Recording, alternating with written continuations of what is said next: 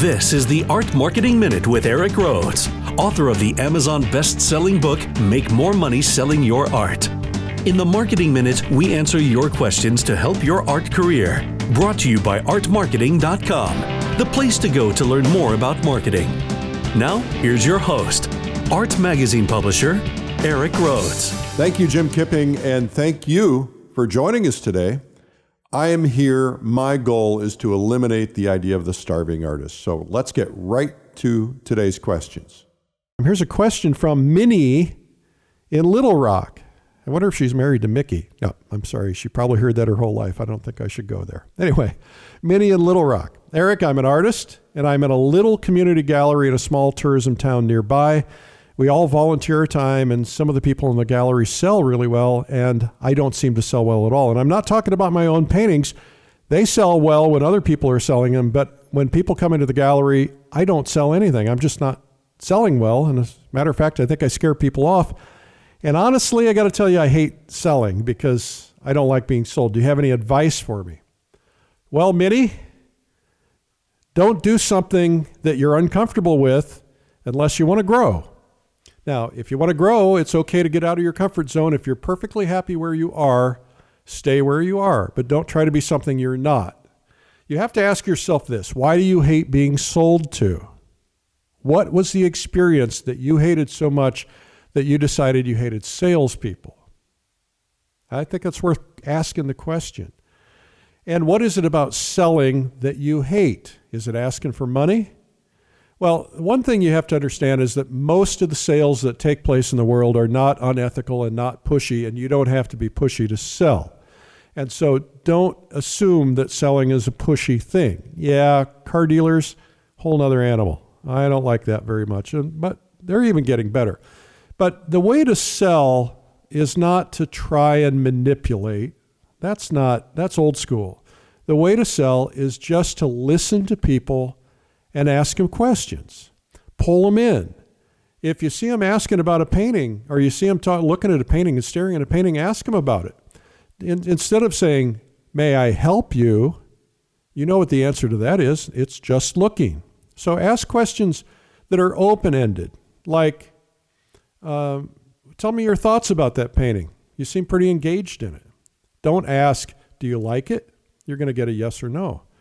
And then when they tell you their thoughts, ask them more questions. So they say, "Well, I'm really liking the colors." There's a thing you can do called mirroring.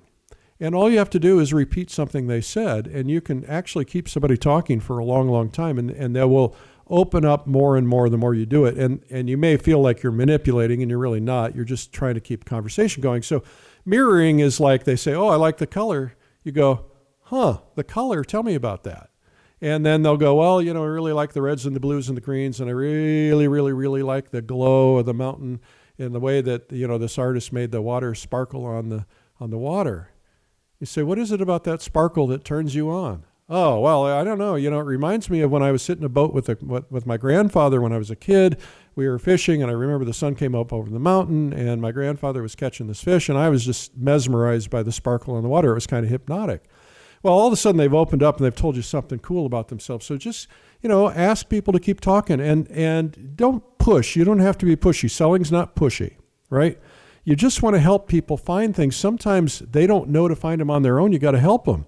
Help them discover what they like and help them understand that it would be a cool thing to own this. Well, wouldn't that be nice if you had that sparkle in your living room and it reminded you of your grandfather every time you walked by it? I mean, is your grandfather around anymore? No. I mean, wouldn't that be cool?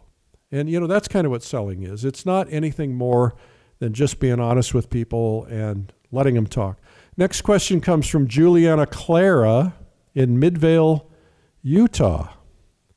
So Juliana says, "Eric, how can I get more people to buy my paintings?" Well, that's a loaded question, Juliana, and it's a broad question. So I'll give you a broad answer. Because, well, first off, you want to get your paintings in front of more people. The first thing that painters need to do to sell paintings for the first time is to get used to being out there, get used to putting your paintings in front of other people. So you got to make sure you're ready, and it just takes a little time to get used to. And so first off, get some outside objective advice. Are you ready to sell your paintings? Maybe somebody will give you some advice on what you can do to improve. Now, my brother-in-law, Scott, is a painter, and he brings his paintings to work with him to show his coworkers. And he never says they're for sale. He never talks about it, but they always end up buying them all. And or they end up commissioning him to do things. He's not selling them for a lot of money. He doesn't need to, but he's like, yeah, sure, I'll take $100 for it, or $200 or $500, whatever the number is. And he takes them with him everywhere he goes. So he was going to the chiropractor, and he took some paintings in. He said, hey, boss, I just want to show you what I've been doing. And he shows him the paintings, and the guy says to him, yeah, I'm opening a new office. Could you make me some big ones? And he said, sure. He said, what do you need? He said, he ordered 16 of them. So just kind of put yourself out there. Get used to that. Take them around. I take paintings with me to the dentist. I take paintings with me to the doctor. I take my magazines. Sometimes I take my videos. I take all kinds of things because I really am just trying to make them remember me and help them remember that I'm a little different than the other 530,000 patients that they see. And then, if I forget to bring a magazine or something, sure enough, they'll go, where's that magazine? So, you could take paintings in. I've taken paintings into the dentist with me, and not to sell them, but just to show them. And so I think that's kind of cool. It just makes you stand out. So that's kind of what marketing is all about, Juliana, it's just trying to get people aware of you.